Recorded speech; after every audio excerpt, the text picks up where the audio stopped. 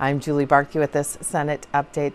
Education issues dominated several committees and news conferences at the Capitol on Thursday, as well as the Senate floor. When members took up the confirmation of Education Commissioner Brenda Cassellius, the GOP questioned whether or not she was the right person for the job. The Senate DFL contends she is. Madam President, I move that the report from the Committee on Education, reported February 26, 2015, pertaining to the appointment of the Commissioner of Education, be taken from the table. On that motion, all those in favor say aye. Aye. Opposed, nay. Motion prevails. Senator Uyghur. Madam President, I move that the foregoing report be now adopted. On that motion, all those in favor say aye. Aye. Opposed, nay. Motion prevails. Senator Uyghur. Madam President, I move that in accordance with the report from the Committee on Education, reported February 26, 2015, the Senate, having given its advice, do now consent to and confirm the appointment of Department of Education Commissioner Brenda L. Cassellius for a term effective January 5, 2015, for a term expiring on January 7, 2019. Senator Uyghur, do you want to tell us something about the commissioner?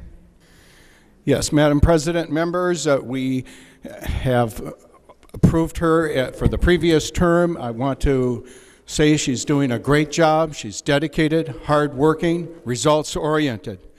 She's a Minnesota success story, going from a Head Start program to Harvard,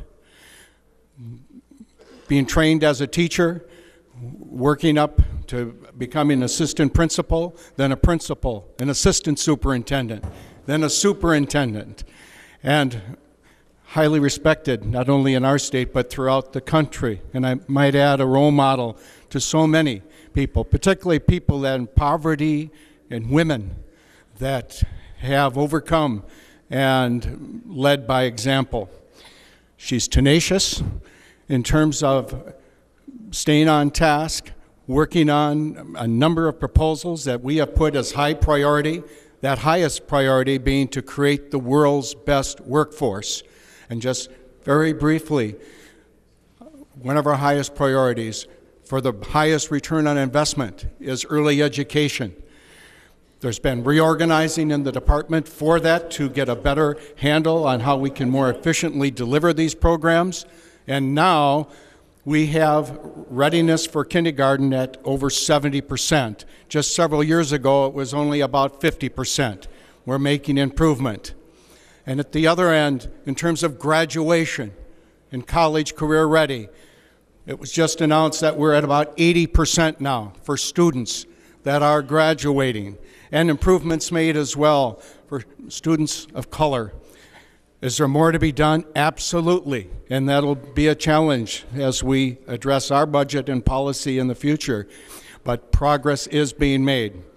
So, Madam President, I urge you to support the reappointment of Commissioner Cassellius. Senator Pratt. Thank you, Madam President. I'm opposing the reappointment of Commissioner Cassellius for a couple of reasons. First, Madam President, the Commissioner, in my opinion, has focused more on building a bureaucracy rather than putting her efforts, and a social services department, rather than putting her efforts into truly improving the outcomes of Minnesota students.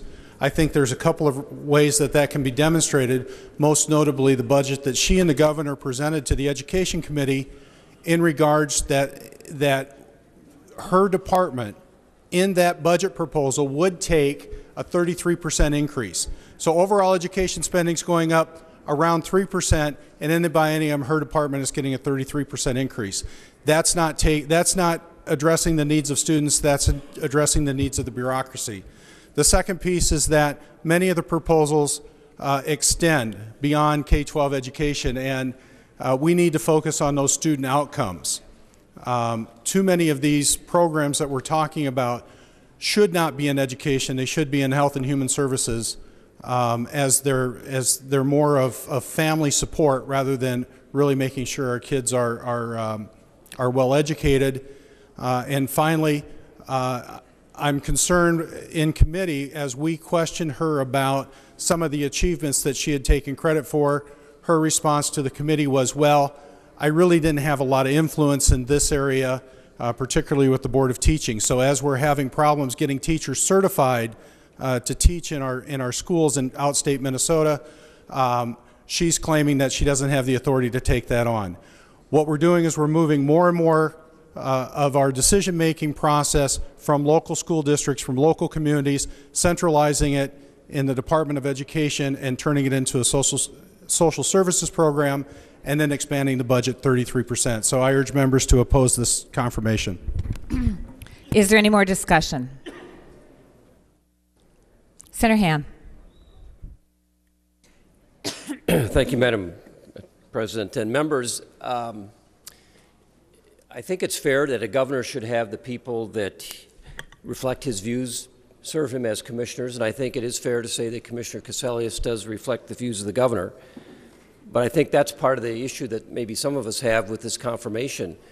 It's not so much that she hasn't been a good messenger for Governor Dayton, but it's the fact of the message that Governor Dayton is sending the people of the state by the actions of the Commissioner and the actions of the Department of Education. I was looking at the press release that Governor Dayton put out at the appointment of Commissioner Cassellius, and they talked about 3 priorities that the governor and he thought the commissioner and the Department of Education should have. And the 3 priorities were improve state funding, focus more resources on early childhood, and narrow the achievement gap. I think it's fair to say that there has been an increase in funding, but you know, education, K-12 education has always been, at least in recent memory, the most significant part of the state budget, over 40%. It's always been that much. It hasn't been neglected in funding, but there clearly has been an effort by the governor to say we need more money. And we don't object to spending money. Sometimes people are accused Republicans of being against spending money or against government. We're not. We just want it to be used effectively. Why would you spend more money unless it is to accomplish something? And the thing that was listed in the goal that should be accomplished is a narrowing of the achievement gap. To me, that's one of the reasons why you want to spend money, to make sure that happens. Or if you want to focus on early childhood, it should be directed to that end. And what has been the result of the achievement gap? There's a story that came out February 19th of this year, NPR News, a great Republican organization. For the 3rd year in a row, Minnesota lags the rest of the country in on-time graduation rates for students of color. Again, lags the country under Governor Dayton's administration. Has the worst or second worst graduation rates among reporting states in all 4 non-white student categories. Here's a quote. "This isn't so much about these young people failing, we're failing them." That was a quote by Carlos Mariani, state representative. I think what we're hearing, and it's obvious that the achievement issue, the achievement gap, has become the problem that we love to admire. We talk about it, we point it out, we say, here it is, and then we do the same thing over and over and over again.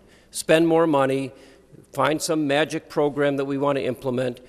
We're just shuffling the chairs on the deck of the Titanic. Something needs to be done. We need to bring some focus. We have the responsibility in the state legislature to make sure that our systems are working.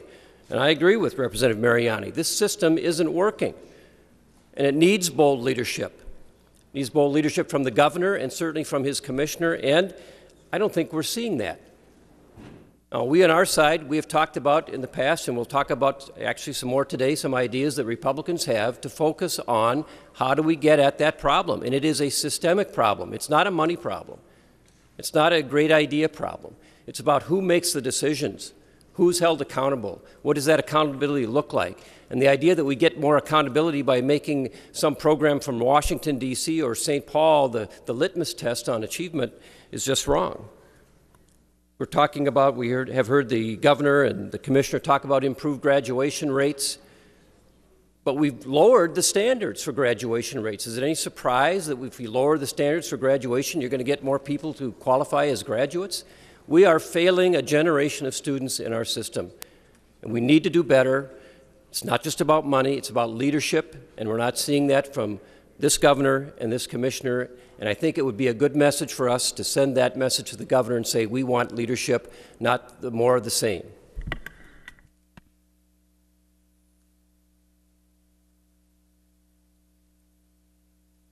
Is there any more discussion? Senator Uyghur.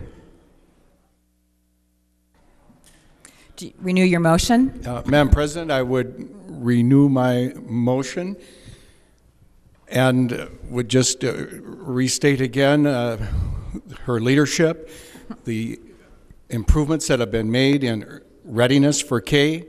The proof is in the numbers. The investments in dollars have been supported by local school districts, and the improvements in the achievement gap are there. Are we in need of additional improvements? Of course we are, and that'll always be a challenge to improve on what we can do for students and academic achievement. But the record is clear. The graduation rate has improved. We have narrowed the achievement gap. I renew my motion.